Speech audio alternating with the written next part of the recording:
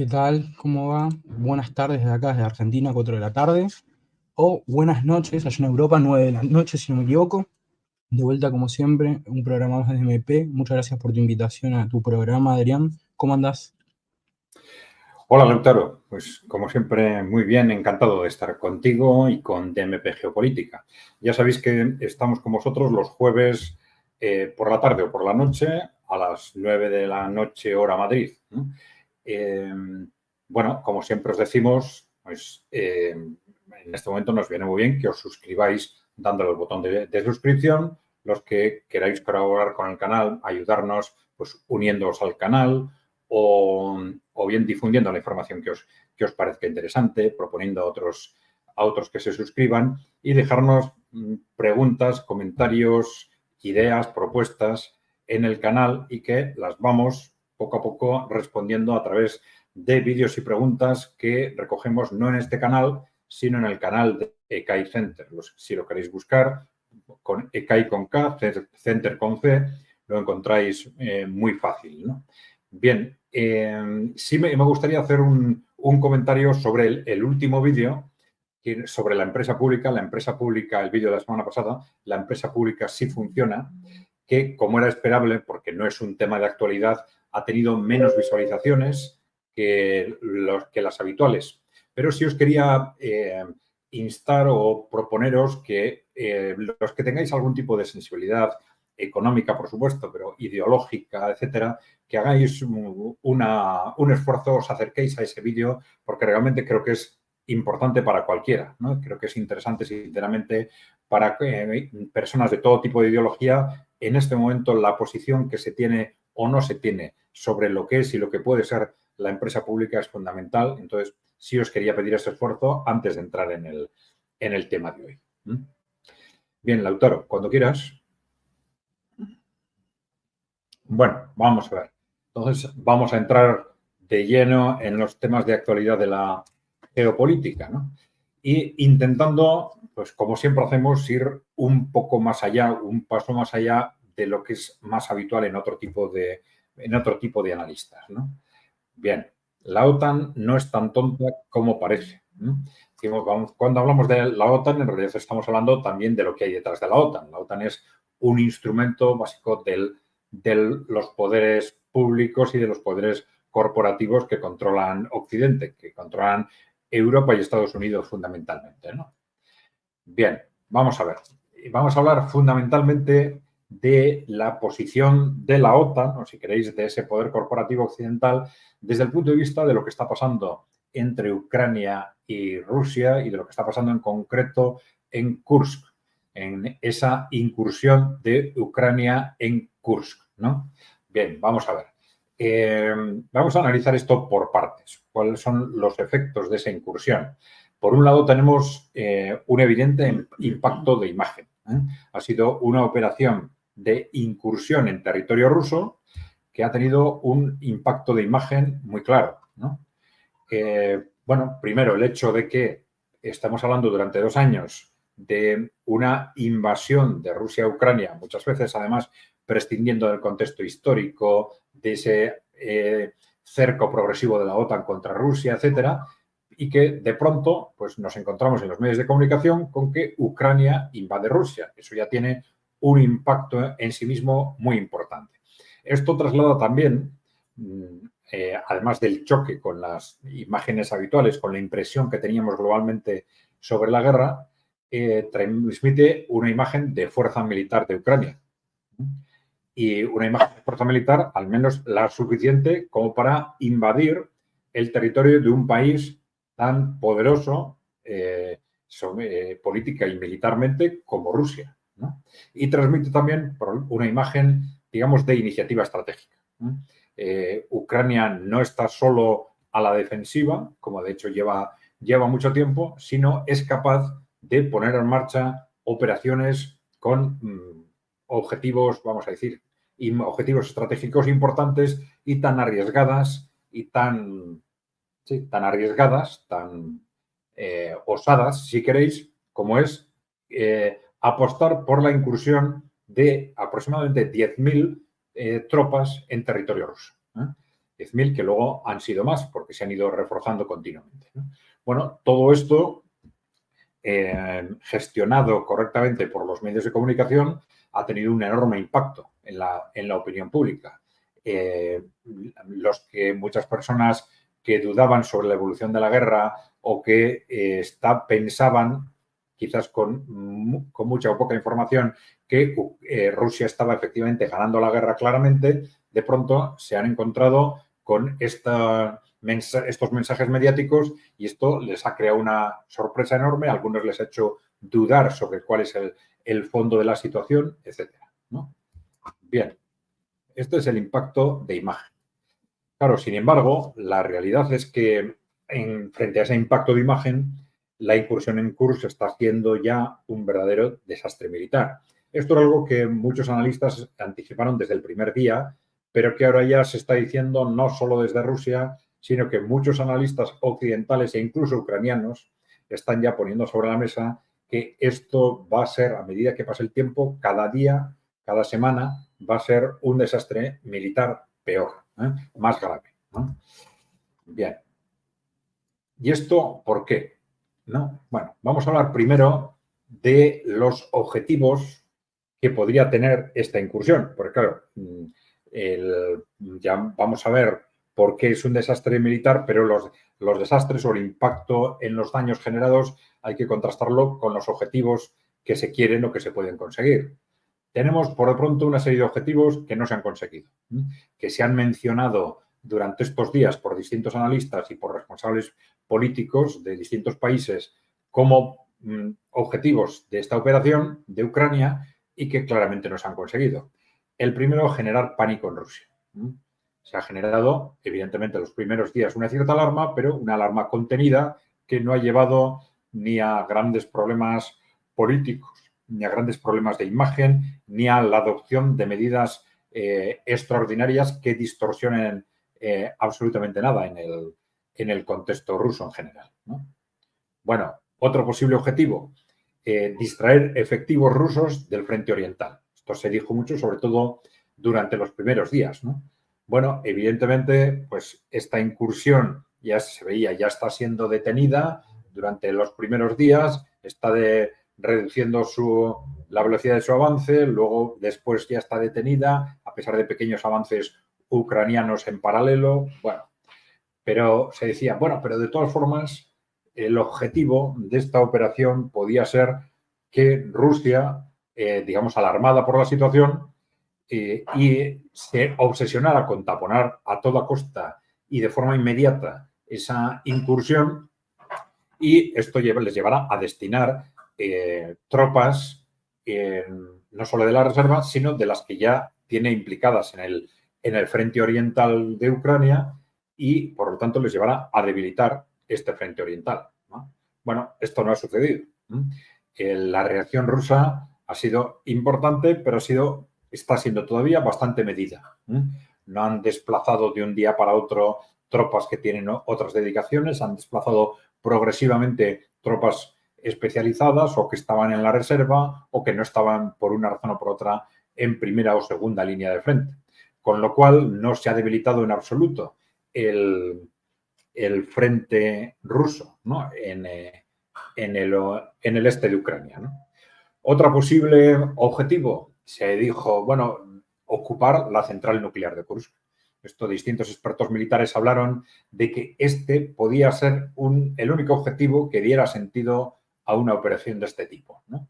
Bueno, esto evidentemente no se ha conseguido tampoco, están muy lejos de acercarse a la central nuclear de Kursk y las posibilidades de que en algún momento lleguen pues son prácticamente nulas ya, ¿no? Bueno, y finalmente otro posible objetivo podría haber sido provocar una sobrereacción de Rusia. ¿En qué contexto? Pues en el contexto al que estamos habituados desde hace alrededor de un año, que es de una constante provocación contra Rusia con ataques de la OTAN a través de Ucrania. Ahí esto hay que decirlo claro, porque las fuerzas de Ucrania no toman decisiones ni utilizan su armamento, ni sus coordenadas, ni sus localización GPS, etcétera, ¿no? Al final son operaciones de la OTAN contra territorio ruso operaciones contra el territorio de Donetsk y Lugansk, después contra territorio histórico ruso, de forma constante durante un año, probablemente siempre con el objetivo de provocar una reacción rusa que facilitara la escalada del conflicto, ¿no? Bueno, pues esa sobrereacción no se ha producido. La reacción hasta ahora ha sido muy medida. Esto hace también que la destrucción de las tropas ucranianas en Rusia tampoco sea inmediata, está siendo ya importante, pero progresiva, ¿no? Pero no se ha producido ningún tipo de sobrereacción. Con lo cual tenemos una serie de objetivos que no se han conseguido y frente a eso tenemos lo que ya se está llamando incluso un desastre militar histórico, ¿no? Bueno, hay muchos analistas y grandes medios occidentales también que están advirtiendo de los enormes riesgos en los que se encuentra el ejército de Ucrania como consecuencia de esta incursión. Aquí tenéis un ejemplo simplemente, ¿no? El analista militar y general retirado Bradley Gericke, ¿no?, que nos dice que la operación de las Fuerzas Armadas de Ucrania en Kursk se ha convertido en la más injustificada en términos de costes en el siglo XXI. Es decir, la proporcionalidad entre lo que se ha conseguido, que es prácticamente nada, y el enorme esfuerzo militar y los costes militares va a ser una desproporción, digo, absoluta, ¿no? Bien, pero esto es algo que están diciendo prácticamente cada vez más, no todos, pero cada vez más analistas en el propio Occidente y muchos medios ucranianos, pues en Telegram, los canales alternativos, etcétera, ¿no? Bueno, Rusia ya ha creado un cerco operativo en Kursk, ¿no? Ya tiene un cerco operativo que va a ir progresivamente estrechando y en la medida en que las fuerzas ucranianas insistan, como muchas veces han hecho de una forma un tanto, iba a decir suicida, pero no sé si suicida es el término correcto porque no lo deciden los soldados que están allí, sino los mandos, ¿no? Esas estrategias de, bueno, aunque se estén deshaciendo las tropas, aunque se estén destruyendo, pues de continuar manteniendo las posiciones incluso de forma absurda, ¿no? Bueno, dependiendo de qué estrategia mantengan en ese sentido, pues el cerco se irá estrechando de forma más o menos rápida, pero ese cerco operativo ya está construido. Ya está construido.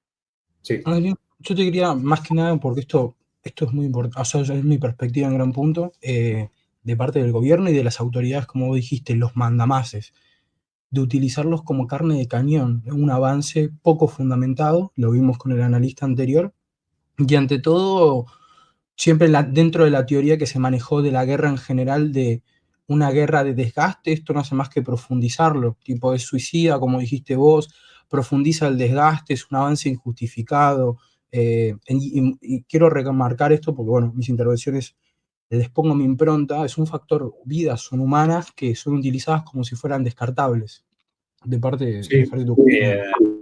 Bueno, vamos a ver hasta dónde llega, digamos, esta estrategia de resistencia a toda costa en el caso de Kursk, pero ha habido muchos casos, como Bakhmut o Avdiivka, etcétera, donde se ha obligado a las tropas ucranianas a defender posiciones insostenibles, generando unos costes de miles de personas, costes inmensos en personas, en material militar, porque, claro, esto al final siempre ha respondido a esa lógica de defender Ucrania hasta el último ucraniano, que en realidad es desgastar a Rusia hasta el último ucraniano. Entonces, la lógica absurda, ¿no?, desde el punto de vista de Ucrania, es, al final, no nos importa perder 1.000 ucranianos, 1.000 soldados ucranianos, si con eso conseguimos destruir 100 soldados rusos. Porque el objetivo es, como sea, desgastar a Rusia. Bien, ya digo, una lógica que no tiene ningún sentido desde el punto de vista de Ucrania, pero al final las decisiones del gobierno de Ucrania no se toman en interés de los ucranianos, sino en base a los intereses, pues, de la OTAN o de los poderes occidentales, digamos, ¿no? Bien. Bueno, de cualquier forma, ese cerco operativo ya está en marcha y en conjunto estamos, ya digo, ante algo en lo que coinciden prácticamente todos los analistas militares, ante lo que va a ser un desastre militar histórico, ¿no? Esas fuerzas ucranianas en Kursk están cercadas, progresivamente cercadas, ¿no? Ya están perdiendo miles de hombres, y digo, dependiendo de hasta qué punto insistan, como están insistiendo en destinar más hombres, enviar allí más hombres y más equipo, pues esas pérdidas de miles de hombres se van a multiplicar, pero ya son cerca de 3.000, por lo visto. Enormes pérdidas de material bélico, están destruyendo material bélico de todo tipo, ya del que apenas le queda a Ucrania material propio prácticamente ya no tiene, material original, pero material occidental estamos viendo su destrucción todos los días. Y esto es muy importante también en este momento, a la vez están generando un debilitamiento estratégico de los otros frentes, de todos los frentes del este de Ucrania, ¿no? Están realizando creo que lo hemos comentado, estas. En síntesis, estamos ante una sobreextensión del frente. Y esto es algo extraordinariamente llamativo. ¿Por qué? Porque, en principio, la sobreextensión del frente ha sido, durante el último año, el gran objetivo de Rusia. ¿Por qué? Porque si hay dos ejércitos, uno de los cuales está cada vez más débil y cada vez más cerca del colapso, el otro cada vez más fuerte, pues evidentemente el ejército más débil es al que más les cuesta sobreextender las líneas. Sobreextenderlas significa adelgazarlas y significa debilitar el conjunto del frente, ¿no? Y eso es lo que Rusia, por ejemplo, hizo en Belgorod, y ahora, curiosamente, lo está haciendo Ucrania. Ucrania, claro, ¿esto qué quiere decir? Pues esto solo tendría sentido si tuviese unos objetivos inmediatos, de corto plazo, que consigo y que me permiten justificar esa sobreextensión que va a ser un desastre a medio plazo, ¿no? O desde otro punto de vista iba a ser a medio plazo, pero es que ya está siendo un desastre, ¿no? Porque estamos viendo cómo los avances de Rusia en el frente oriental en general se están acelerando de forma clara estos días, ¿no? Bueno, entonces tenemos, por un lado, tenemos que hay una serie de objetivos de corto plazo que no se han conseguido. El resultado, entonces, es una sobreextensión del frente que solo le interesa a Rusia. Es decir, si se mantuviera el frente de esta forma, al final tendríamos un ejército ucraniano que tendría que estar más sobreextendido de lo que a ellos les gustaría, lo cual es una ventaja añadida para Rusia en su conjunto, ¿no? Claro, esa sobreextensión al final lo que implica es acelerar el colapso de ese colapso del ejército ucraniano que se estaba produciendo ya poco a poco de forma lenta, ¿no? El ejército ucraniano, que al final es el ejército de la OTAN, ¿no? O sea, decimos que son hombres ucranianos, pero poco más, ¿no? Todo lo demás es puesto por la OTAN, ¿no? El material, los mandos, la geolocalización. Ya estamos viendo cómo, y esto es importante también, cada vez el número de mercenarios occidentales es cada vez mayor. Esos mercenarios cada vez son más sospechosos de no ser mercenarios. Ya se ha detectado en Kursk incluso una compañía completa de una, no tengo aquí el nombre, de una compañía militar privada estadounidense. Bien, son distintos instrumentos que están utilizando para que la OTAN intervenga guardando las formas para que no parezca que es la OTAN, pero al final vemos como en conjunto el resultado final es este. Estamos ante una sobreextensión del frente que implica acelerar ese colapso del ejército ucraniano que estaba en marcha y el colapso al final de la propia OTAN, ¿no? De la propia OTAN en Ucrania, ¿no? Bueno, pero esto es lo que para nosotros era quizás más importante en el vídeo de hoy, porque lo que hemos dicho hasta ahora también lo están diciendo otros, ¿no? Otros analistas, ¿no? Pero bueno, creo que probablemente hay que ir un poco más allá, ¿no? Hay que ir un poco más allá y darle un poco más de perspectiva estratégica a lo que está pasando, ¿no? Es decir, por ejemplo, esas hemos mencionado muchas operaciones o estrategias sin sentido de Ucrania que suponían sacrificar hombres de forma inútil en defendiendo posiciones que ya estaban prácticamente perdidas. Claro, entonces ahí veíamos como operaciones que no tenían ningún sentido desde la perspectiva del ejército de Ucrania, pero a lo mejor sí la tenían desde la perspectiva de la OTAN, ¿no? Entonces, vamos a ver, si tenemos en cuenta lo que hemos dicho hasta ahora, parece que esa operación o ha sido una operación fallida, ha sido una operación desastrosa desde el punto de vista estratégico y, bueno, aparentemente, pues la OTAN, que es la que ha tomado la decisión de poner en marcha esa incursión, pues aparentemente sería una organización claramente incompetente, ¿no? Pero esto es lo que nos vamos a preguntar, si esto es realmente así o quizás, por si acaso, es necesario mirar un poco más allá, ¿no?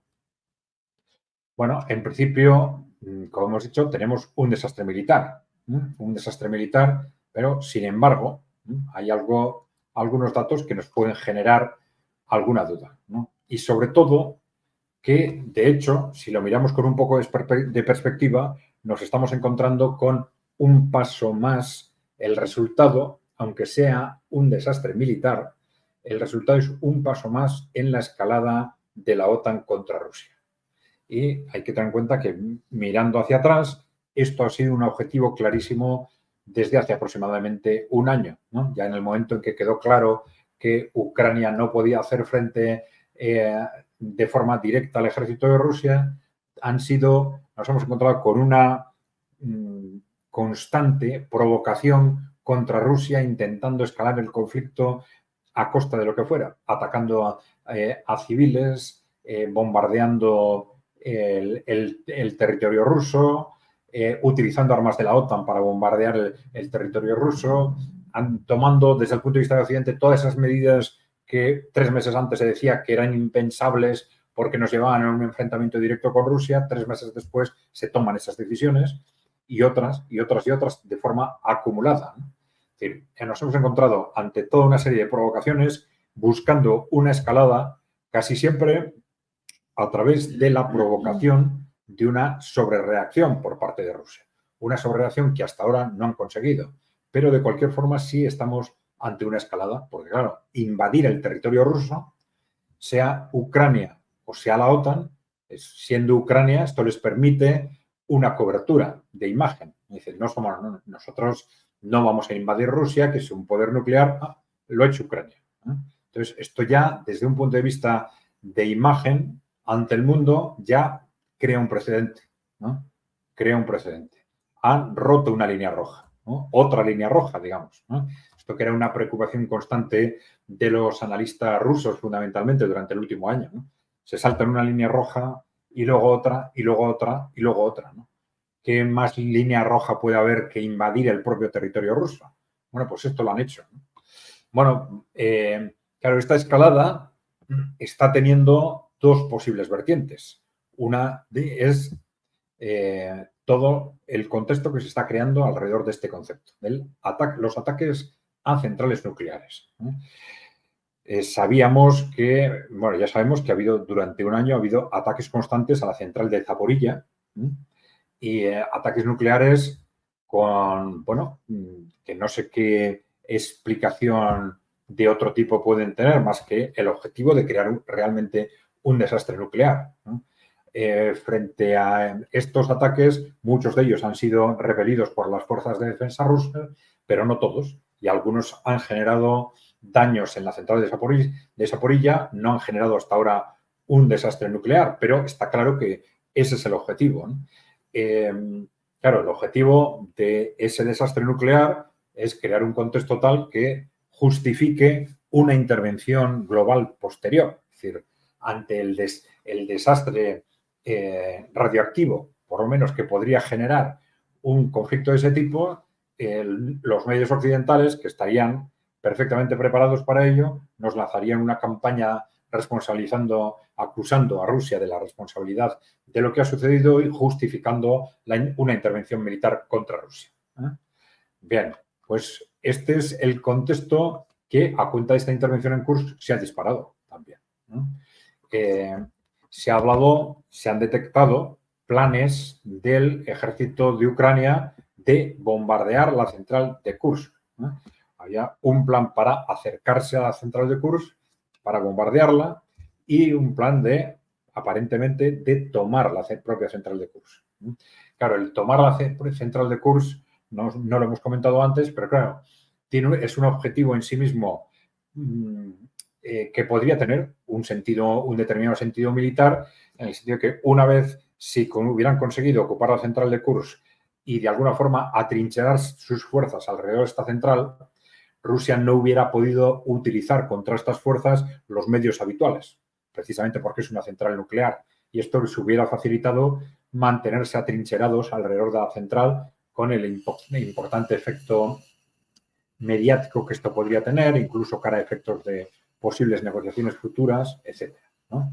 Bien, pero de cualquier forma, ahora nos encontramos con que, además de los ataques anteriores a las centrales nucleares, a la central nuclear de Zaporilla, ahora también, ¿no?, nos encontramos con planes directos de ataques a la central de Kursk, ¿no? Entonces, tenemos como frente a ese desastre militar, tenemos una perspectiva de algo que podría tener algún sentido, por muy diabólico que sea, pero podría tener un sentido desde una perspectiva de unos poderes que se encuentran en una situación de desesperación, de pánico, solemos decir nosotros. Bien. Bueno, aquí tenéis una referencia de prensa de cómo Putin acusa a Ucrania de intentar atacar la central nuclear de Kursk, etc. Pero bueno, habréis oído información distinta de este tipo en los últimos días, probablemente. Bueno, la otra es... Sí.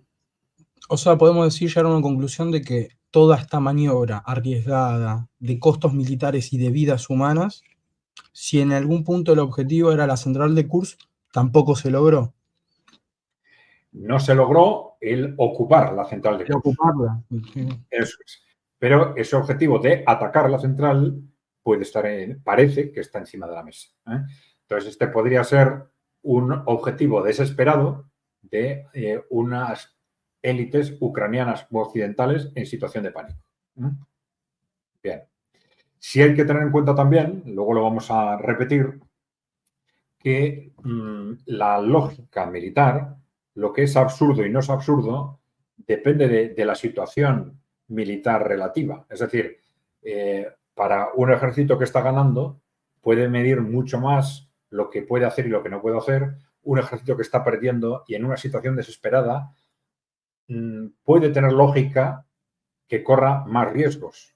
Y ese correr más riesgos puede suponer abordar operaciones que tengan, no sé, un 10, solo un 10, un 15% de posibilidad de éxito, diciendo, bueno, probablemente saldrá mal, pero como no tenemos otra opción, vamos por ahí.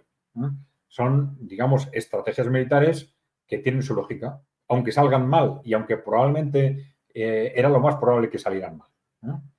Bien, evidentemente esto es muy distinto si se analiza desde el punto de vista de la lógica de la propia Ucrania o de la lógica de la OTAN. Que dicen, bueno, no tenemos nada que perder porque, como decían en Estados Unidos, esto es una inversión sensacional porque solo están muriendo ucranianos. Estamos combatiendo a Rusia sin que muera un solo norteamericano. Bien. Bueno, pero el otro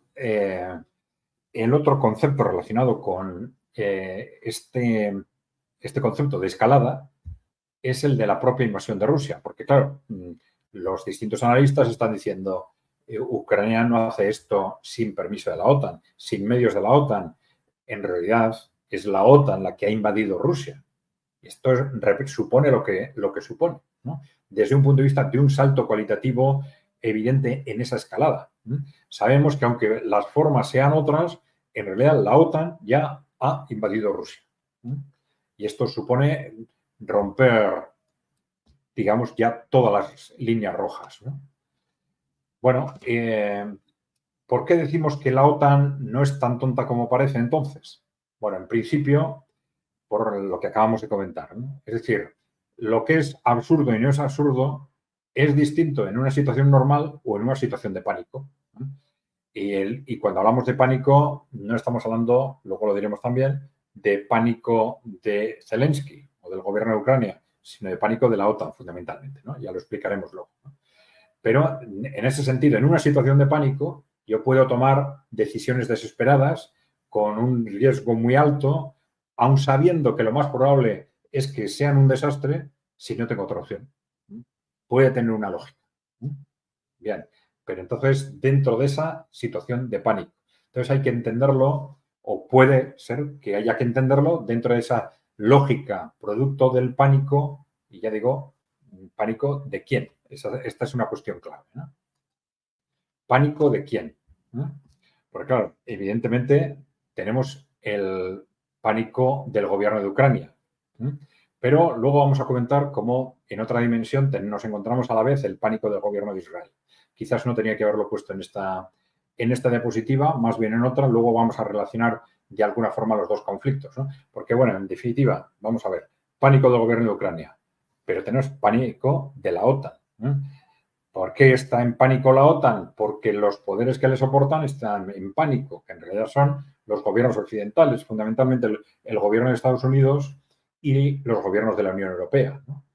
¿Y por qué están en pánico? Porque saben, y esto ya lo hemos comentado alguna vez, que, o ellos piensan, ¿no?, que la victoria no en Rusia, en Ucrania, es para ellos inaceptable. Es inaceptable porque si Rusia vence en Ucrania, esto supone un salto adelante en la influencia política e ideológica de Rusia y de los países emergentes. Y esto supone ya no solo que perder el control del mundo, que es lo que está en camino de perder como consecuencia del avance de los países emergentes, sino también, muy probablemente, perder el control también de Occidente, de América y de la propia Unión Europea. Es decir, supone su futuro, ¿no? Ellos creen realmente que se están jugando su futuro. Digo, ¿quiénes? Pues bueno, fundamentalmente, yendo al fondo, ese poder corporativo, llamarle Wall Street, le suelen llamar en Estados Unidos, ¿no? Ese poder corporativo está en situación de pánico. Ellos ven que están pensando que en la victoria rusa en Ucrania es el anuncio de su final, del final de su control sobre Occidente, del final de su control sobre el mundo, ¿no? Adrián, yo tengo una pregunta porque pensé en un efecto dominó como final también. Sí. Puede ser una derrota, pero no necesariamente el fin. Habría en ese momento, abre un nuevo capítulo, digamos, ¿no? Tampoco creo que las corporaciones se queden quietas en ese preciso instante.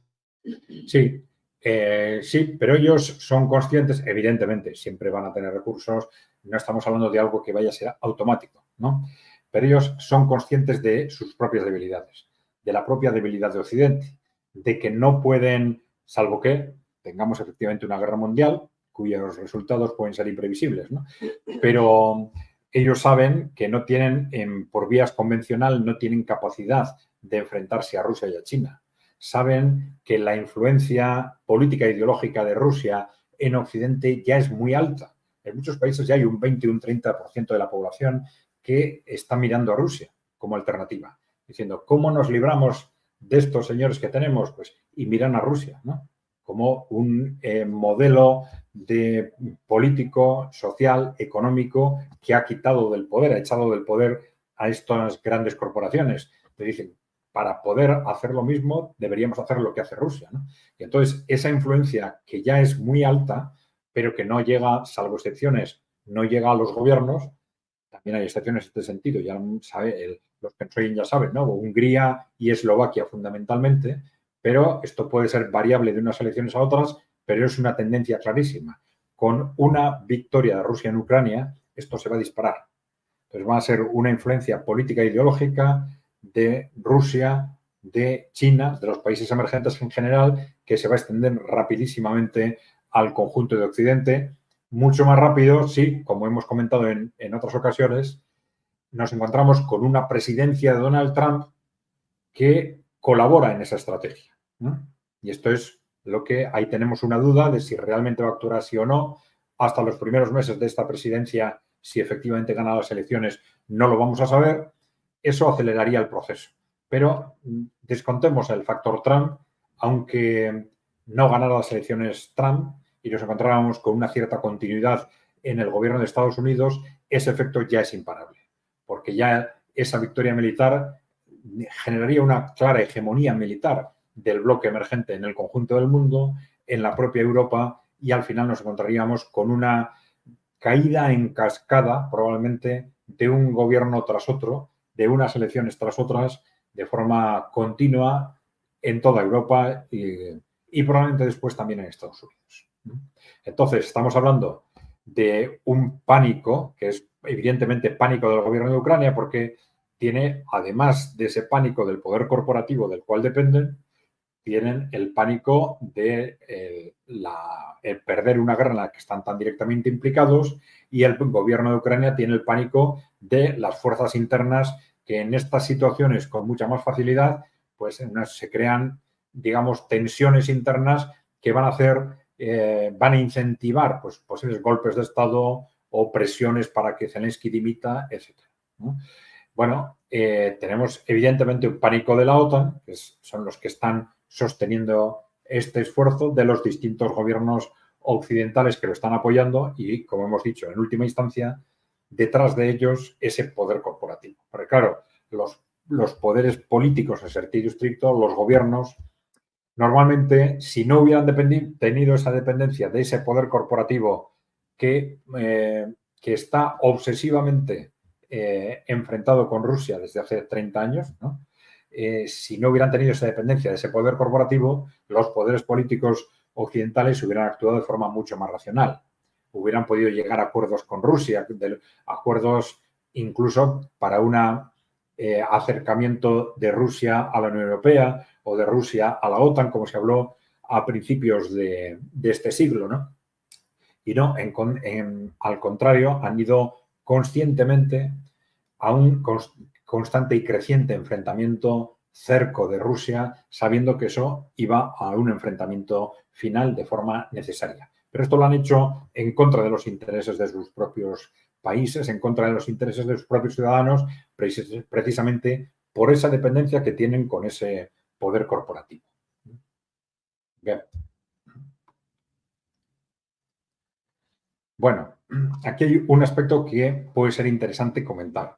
Porque claro, si nos damos cuenta, sí me sorprende que esto no se comente más por los analistas, pero hay similitudes muy claras en el sentido que comentábamos entre el posicionamiento estratégico en Ucrania y el posicionamiento estratégico en Israel en este momento. Bien. Vamos a ver. ¿Dónde están esas similitudes? Bueno, primero, en los dos casos están en una situación de pánico histórico, militar y político, ¿no? Ese pánico en el caso de Israel está relacionado, bueno, primero con el hecho de que la propia existencia de Israel y sus políticas hegemonistas o supremacistas en Oriente Medio se han mantenido gracias al apoyo constante y total de Estados Unidos. Pero claro, esto ha funcionado cuando Estados Unidos era el gran hegemón mundial. Esa hegemonía de Estados Unidos se va cuestionando cada vez más, hay un claro horizonte de que esa hegemonía va a desaparecer y esto por sí mismo ya genera una situación de pánico en Israel. Porque claro, están rodeados de cientos de millones de países poblados por musulmanes que piensan que Israel no debería estar ahí, ¿no? Y saben que eso evidentemente es una situación explosiva para ellos, ¿no?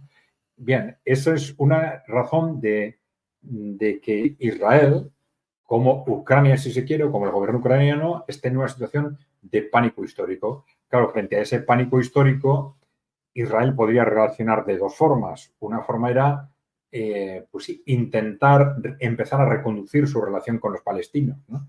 Empezar a abrir conversaciones que les permitan diseñar de forma progresiva un futuro en el que los intereses de unos y otros sean compatibles en ese entorno, probablemente con una intervención internacional durante mucho tiempo, décadas quizás, o generaciones incluso, ¿no?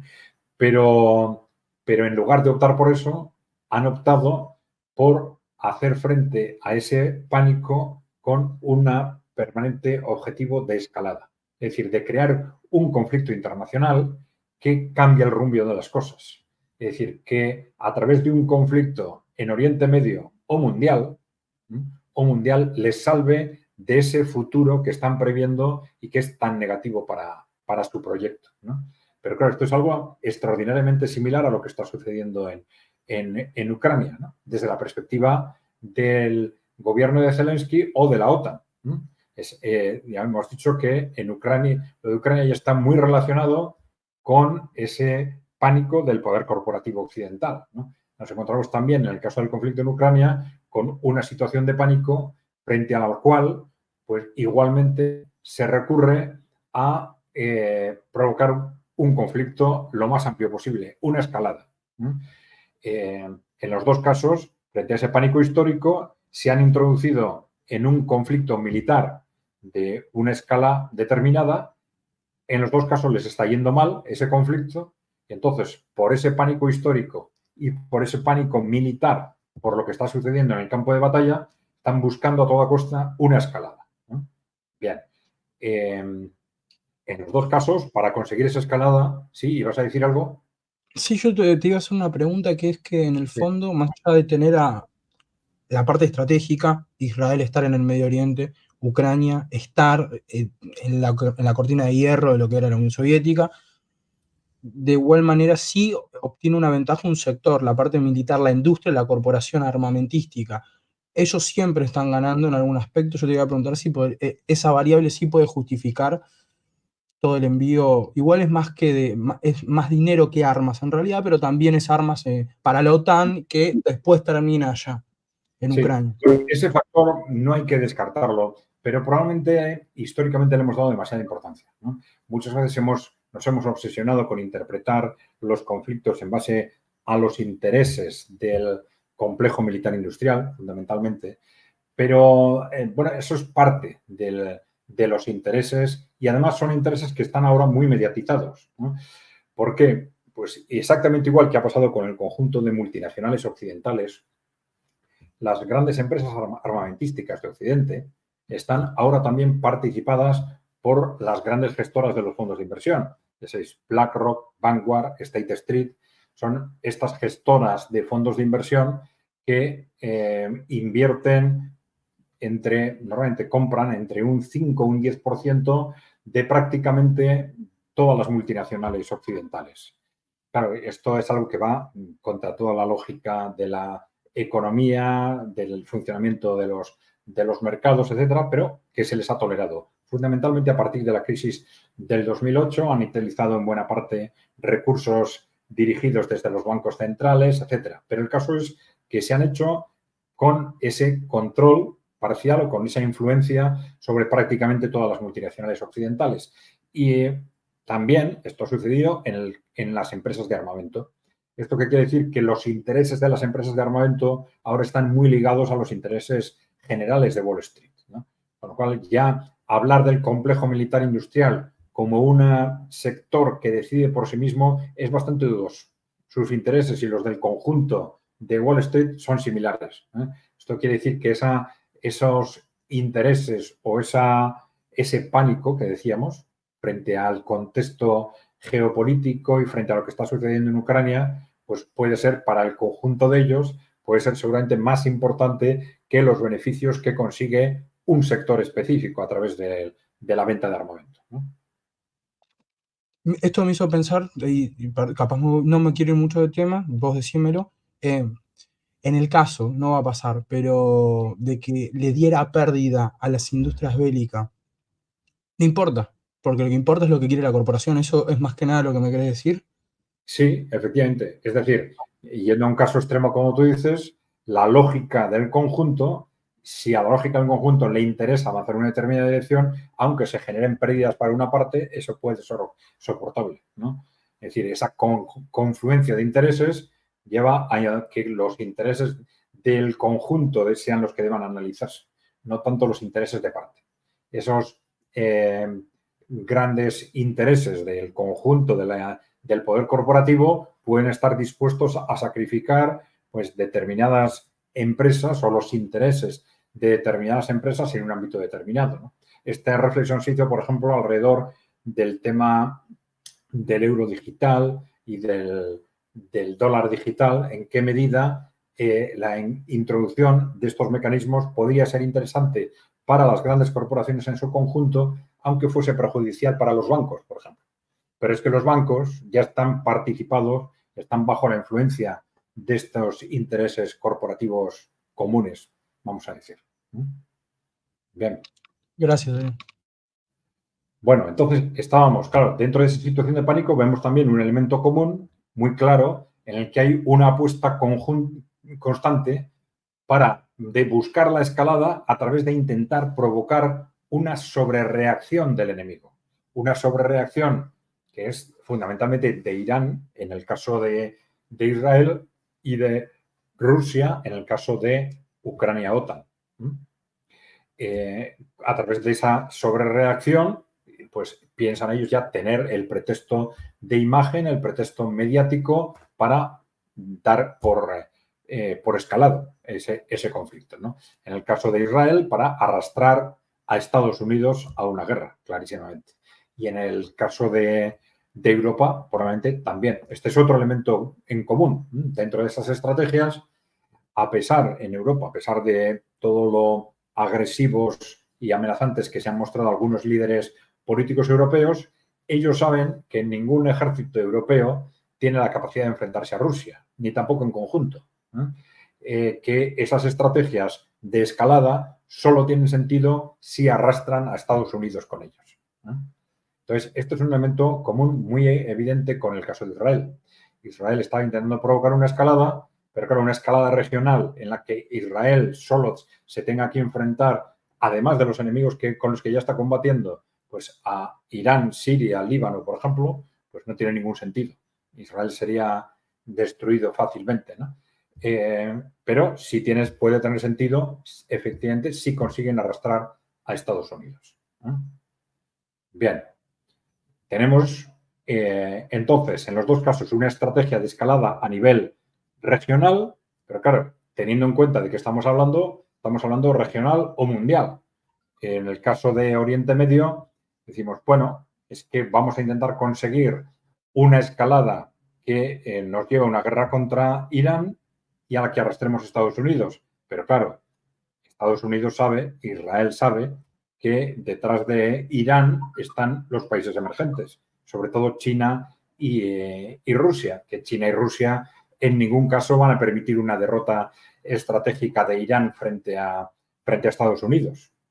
Y claro, con el equilibrio de poderes que hay ahora, esto evidentemente ya no sería una guerra regional, sería una guerra mundial. Y claro, algo similar podemos decir en el caso del conflicto en Ucrania. Claro, un conflicto ya entre Rusia y la OTAN, podemos decir, ¿puede ser un conflicto europeo? Bueno, siempre que no se salga de unos determinados límites, porque claro, evidentemente detrás de Rusia está China también.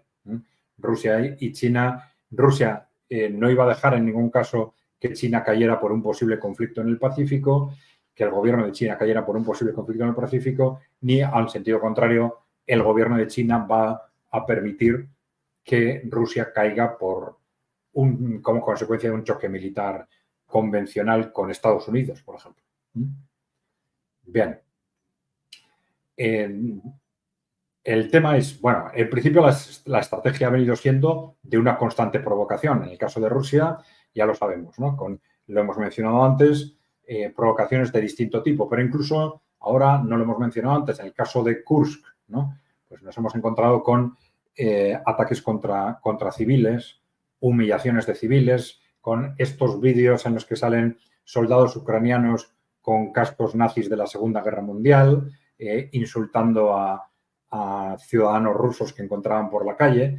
Claro, ¿esto qué sentido tiene? Pues algo es muy parecido a todos estos vídeos que los propios israelíes están difundiendo sobre las barbaridades que suceden en Gaza, ¿no?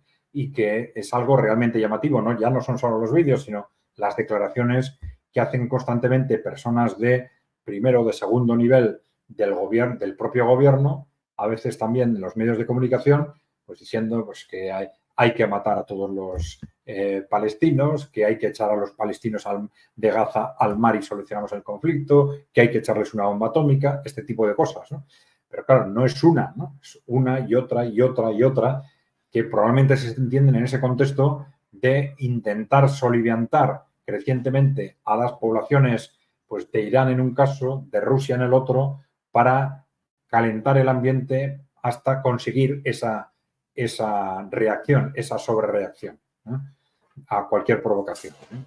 Bien, entonces están intentando, en los dos casos, un conflicto de otro nivel, escalar el conflicto, de ser posible a través de una guerra iniciada por el otro, por Irán o por Rusia, ¿no?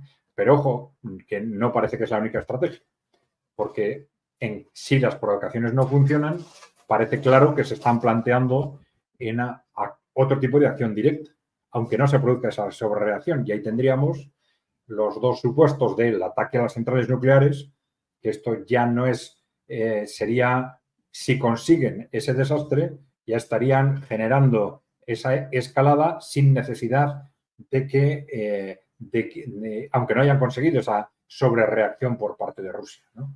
O lo mismo, pues en último término, es decir, bueno, al final hemos intentado conseguir a toda costa esa sobrereacción de Rusia, pero si no la conseguimos, pues al final vamos a impulsar, a poner en marcha esa intervención directa de la OTAN, ¿no? Bueno, son estrategias que se están barajando que probablemente tenemos que tenerlas muy en cuenta sobre lo que puede pasar particularmente en los próximos meses. Bien, y esto es un poco lo que queríamos subrayar en las últimas líneas, en los últimos minutos, ¿no?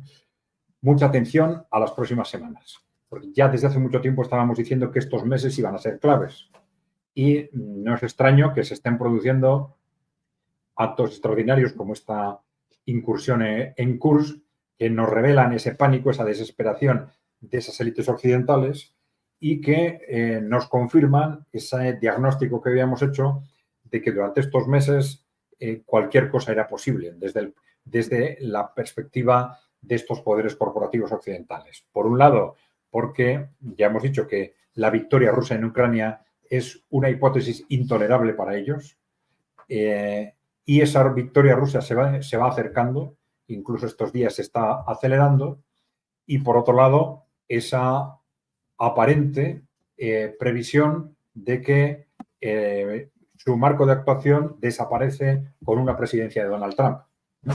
Entonces, tenemos claramente un marco de meses que ya estamos a fines de agosto, ya son semanas en las que efectivamente puede pasar cualquier cosa. Para que o se haga alguna barbaridad para conseguir esa sobrereacción de Rusia o de Irán, y ojo, hay que tener en cuenta en este contexto precisamente ese concepto de que ese conflicto generalizado lo pueden conseguir en un sitio o en otro. Es decir, no tiene por qué ser en Ucrania, porque lo pueden conseguir en Israel, lo pueden conseguir en Oriente Medio. Y al final, ha de generar un conflicto mundial a través de un estallido en Oriente Medio, puede tener para ellos resultados o implicaciones similares a las de un conflicto mundial generado en Ucrania. Entonces, hay que prestar mucha atención a los dos escenarios. Bien, el reloj, decimos en este sentido, ¿no? Mucho cuidado estas semanas, el reloj del pánico de Wall Street está en marcha. Por un lado, un reloj que avanza hacia la victoria de Rusia en Ucrania y hacia una probable presidencia de Donald Trump.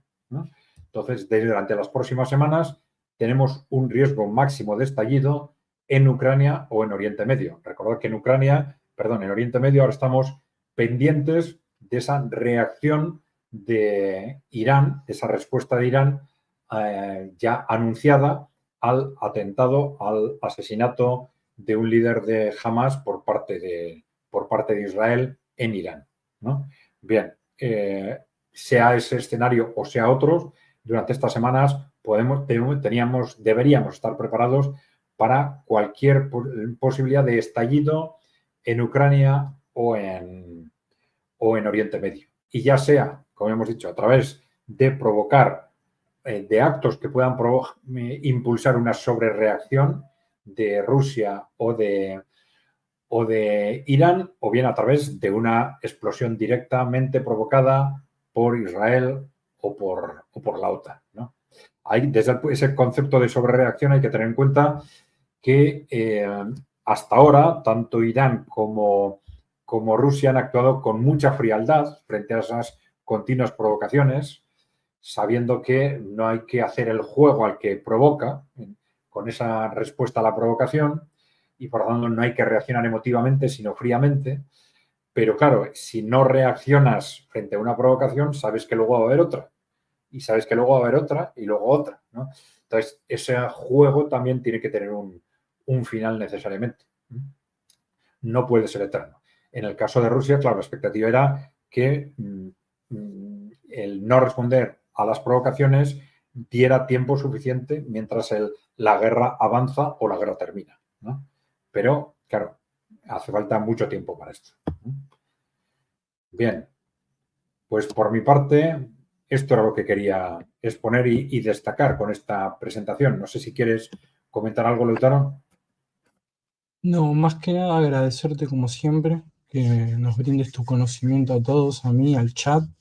Recordarles que pongan un like, que se suscriban, que activen la campanita. Ahí le dejé el link de Kai Center para que visiten el canal, dejen las preguntas a Adrián para los próximos programas, pero no mucho más. Agradecerte, más que nada. Muy bien, pues efectivamente, los que queráis, pues suscribiros por favor, si no estáis ya suscritos, a los que queráis uniros al canal, difundir la información que os parezca interesante, proponer a otros que se suscriban y efectivamente dejarnos preguntas, comentarios, ideas y las iremos atendiendo o respondiendo, como os he dicho al principio, no en este canal, sino en el canal de Kai Center, ¿no? Bien, pues sin más, Lautaro, muchas gracias por tu colaboración, gracias a DMP Geopolítica y gracias a todos los que nos habéis escuchado durante esta hora. ¿De acuerdo? Un saludo a todos. Abrazo a todos.